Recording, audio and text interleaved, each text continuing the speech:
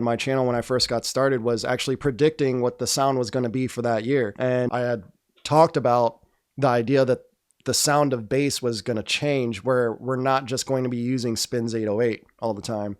And sure enough, you know, here we are with CTM 808 and all kinds of variations of synth basses now because of Mike Dean. And, you know, I made videos like that way before Travis Scott was really, you know, on the scene and popular. The reason I started making synth basses in my music was actually because of a type beat producer, Cashmoney AP. I liked the idea or the concept that he was doing. He would have moments in the beat where the 808 was playing, and then more dramatic moments where the 808 would drop out and then a synth bass would come in. And I was like, man, yeah, why aren't we doing that? You know, we have dropouts and new sounds come in all the time with the main melodies. Why aren't we doing that with bass lines? So I started doing that back in 2019, just like him, and literally did a 30-day beat challenge where almost every beat did that. Now it's a part of what I do. I don't ever have just one bass line in my beats. Typically I don't. And I've even had friends that aren't, you know, music producers or artists or anything. They're not in the music industry. Like they just happen to be listening to one of my songs and